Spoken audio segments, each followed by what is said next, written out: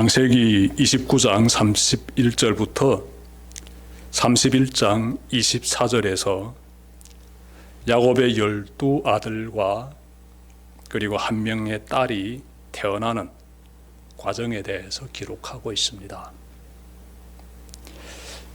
야곱은 라반에 의해 그의 두 딸과 결혼하였습니다. 야곱은 그 후 두 여인과 함께 아주 행복하게, 화목하게 잘 살았을까요? 그렇지 않습니다. 가정에 불화가 찾아왔습니다.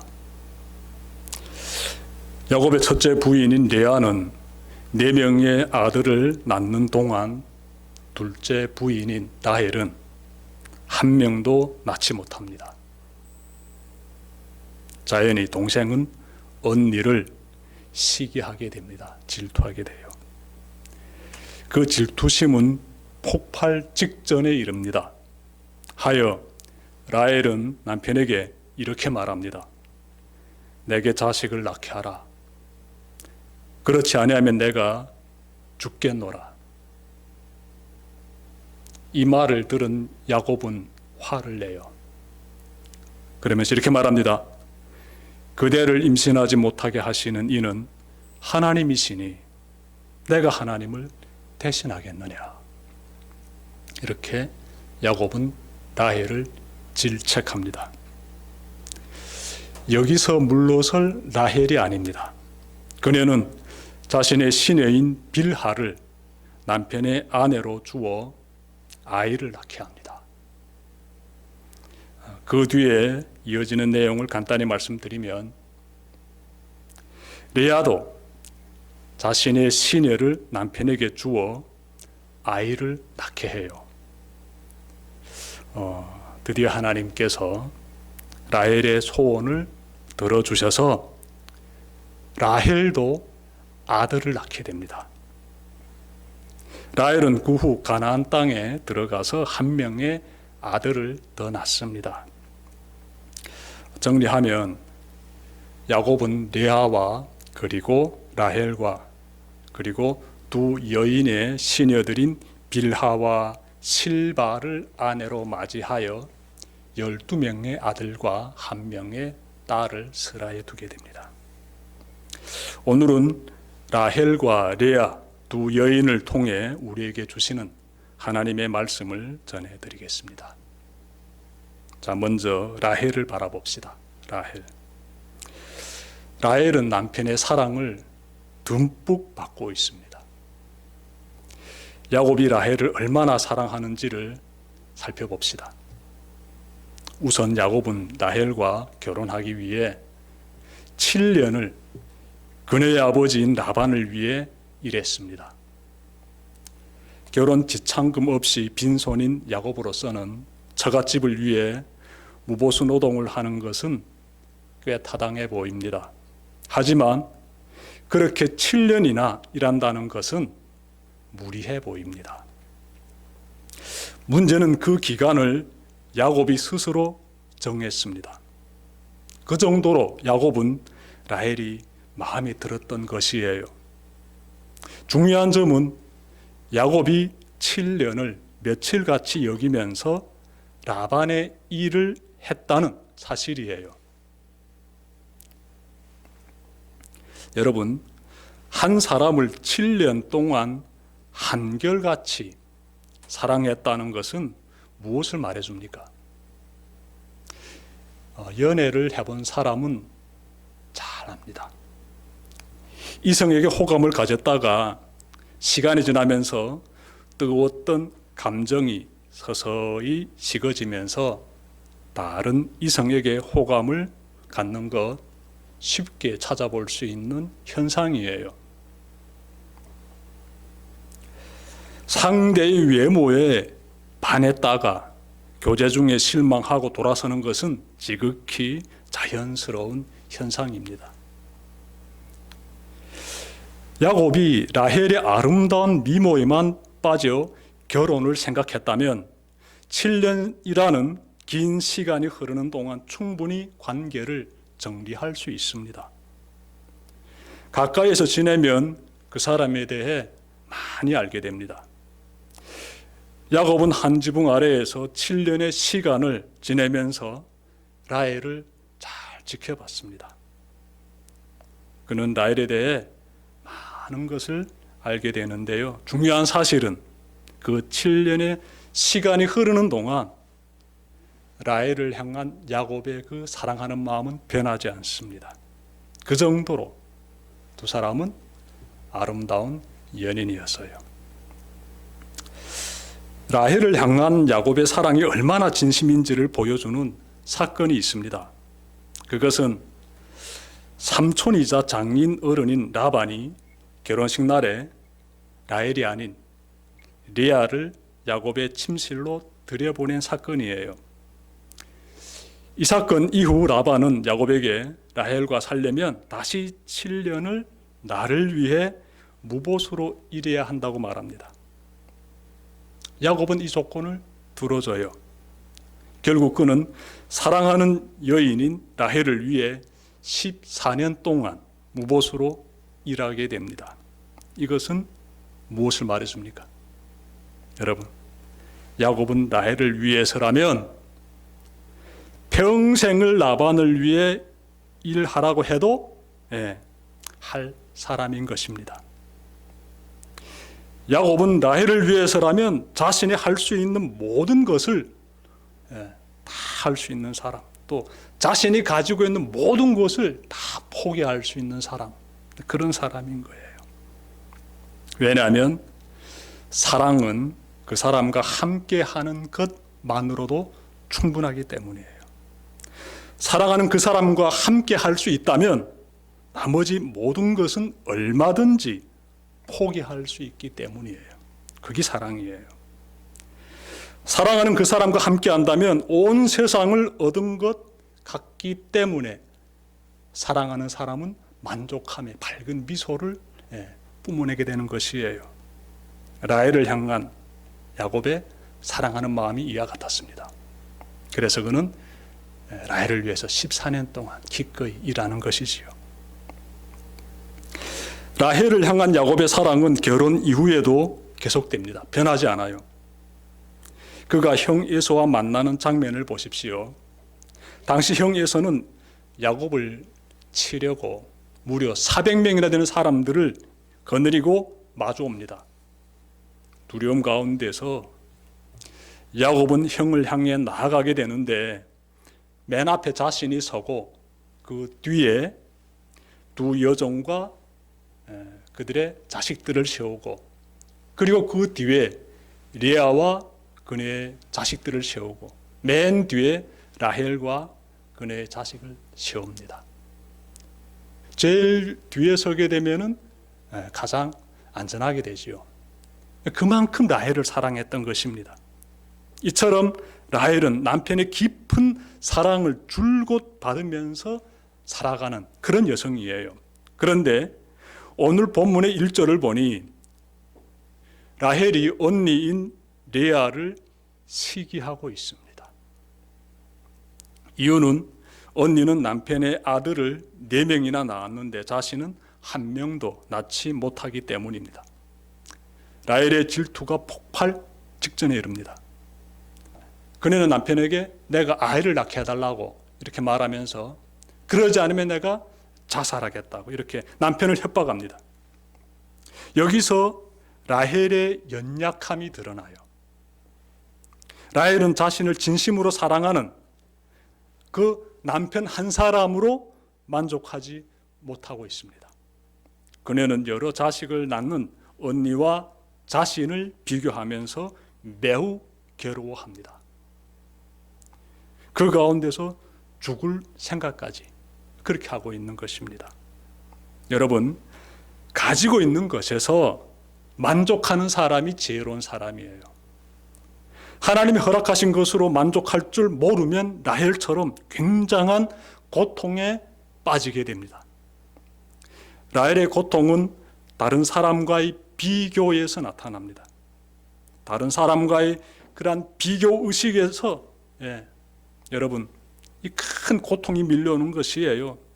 남편의 사랑이 아무리 깊고 따뜻할지라도 비교에 빠지게 되면은 큰 불행을 경험하게 돼요. 라헬만 봐도 잘 알 수 있습니다. 세상은 끊임없이 서로를 비교하게 만듭니다.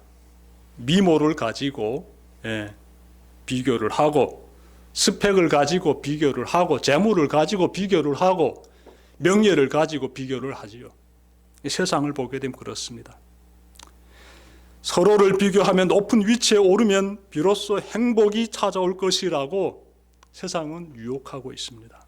그런데 높아지면 또 다른 비교의 대상이 바로 눈앞에 다가옵니다. 그래서 세상살이는 고통의 도가니가 되는 것입니다.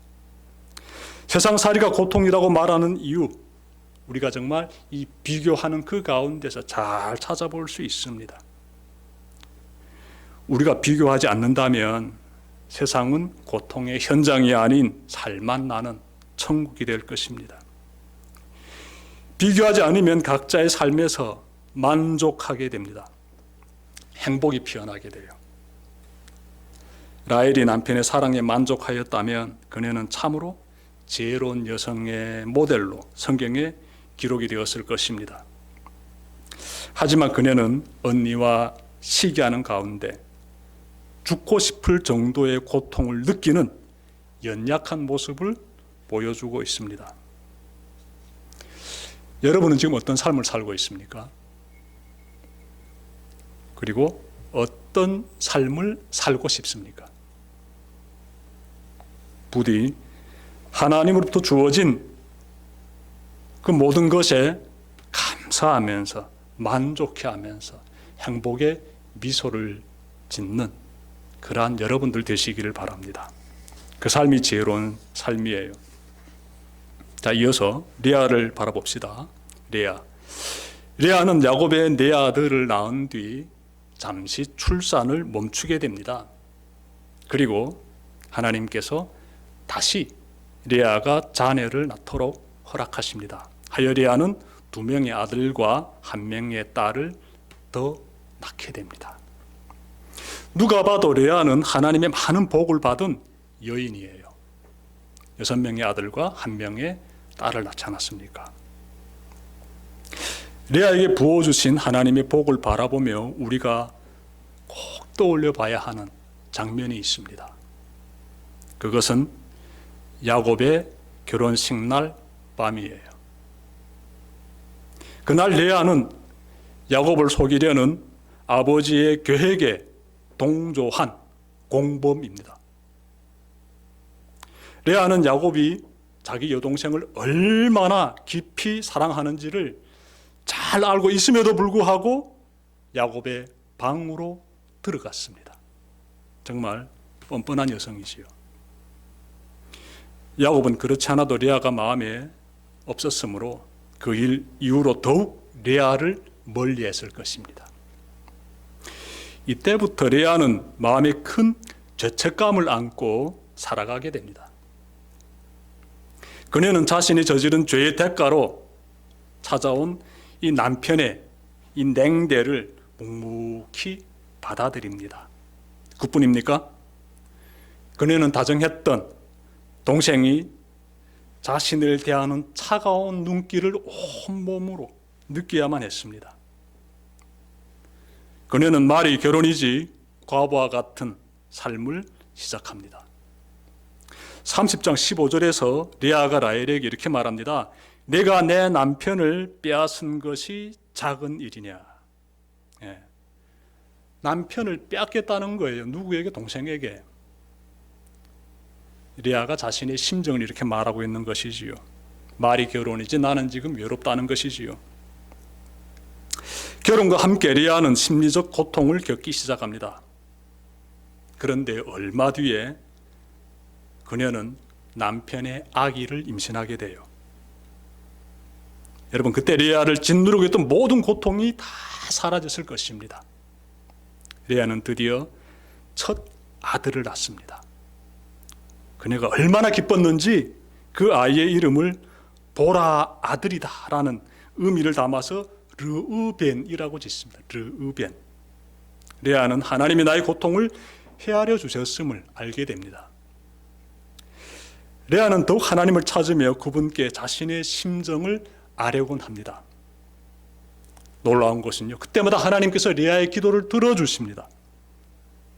레아는요, 하나님께 감사하면서 찬양을 올려드리는 그런 삶을 이어가게 돼요.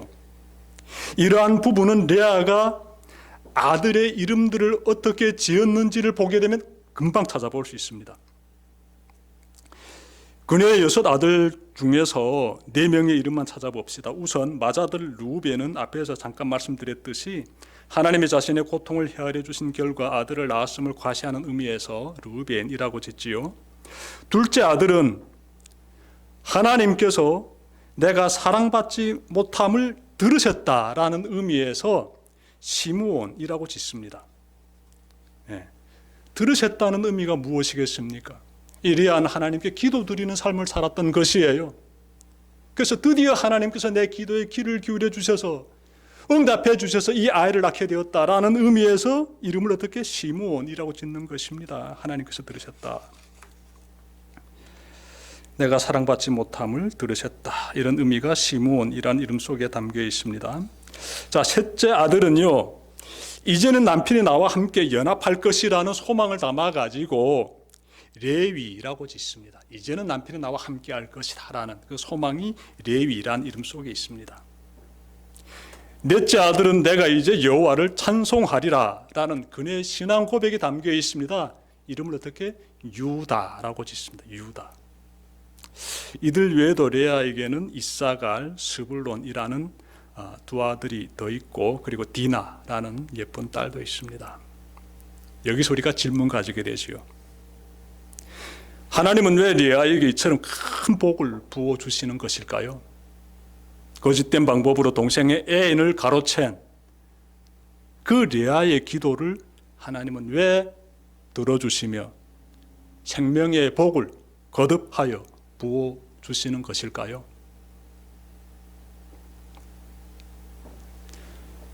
답은 명확합니다. 하나님께서 레아를 불쌍히 여겨주셨기 때문이에요. 불쌍히. 저 남편의 사랑을 받지 못하고 죄책감 가운데 있는 저 여인을 하나님께서 불쌍히 여겨주십니다. 불쌍히. 29장 31절 보십시오. 여호와께서 레아가 사랑받지 못함을 보시고 그의 태를 여셨으나 라헬은 자녀가 없었더라. 하나님께서 레아의 상황을 다 바라보시고 불쌍히 여겨주신 것이에요. 그래서 그녀가 아이를 낳게 하십니다. 하나님께서 레아가 자식을 낳음으로써 남편의 사랑을 받게 하셨습니다. 레아가 낳은 아들들 중에 레위라는 사람과 그리고 유다라는 사람이 있습니다. 이 2 사람은요, 이스라엘 민족사에서 매우 중요한 위치에 서 있습니다. 레위의 후손들 가운데서 제사장들이 나오고요, 유다의 후손들 가운데서 왕족이 나옵니다. 왕족이. 야곱이 그토록 사랑했던 라헬에게서 요셉이라는 위대한 인물이 나오지만 레아에게서 더 위대한 인물들이 태어나게 됩니다. 대표적인 2 사람을 찾는다면 모세와 다윗이 됩니다. 레위 지파에서 민족의 위대한 지도자인 이 모세가 태어나게 되고요, 유다 지파에서 이스라엘 역사상 가장 위대한 왕인 다윗이 태어납니다. 그리고 예수님은 다윗의 가문을 통해 이 세상에 오십니다. 여러분, 지금까지 야곱의 2 부인인 라헬과 레아에 대해서 전해드렸습니다. 라헬을 통해 무엇을 깨달았습니까? 하나님으로부터 받은 것에 만족하지 못할 때 라헬처럼 죽고 싶을 정도의 극심한 고통을 겪게 됨을 꼭 기억하십시오. 남과 비교하는 순간부터 행복은 사라지고 끔찍한 고통이 몰려옴을 항상 잊지 말고 하나님으로 인하여 만족하며 감사하는 그런 삶을 살아가시길 바랍니다. 다음으로 레아를 바라보며 과거의 죄에서 하나님의 공휼과 도우심을 구할 때 하나님은 그 사람을 불쌍히 여겨주시고 복의 통로로 사용하여 주심을 꼭 기억합시다. 이것이 은혜예요. 이것이 은혜예요. 오늘 말씀 마음에 잘 기억하며 죄인인 나를 구원해 주시고 온 세상의 복음을 전하는 통로로 들어 사용하시는 하나님께 늘 감사하며 예배자의 삶을 잘 걸어가는 여러분들 되시기를 주님의 이름으로 축원합니다. 기도드립시다.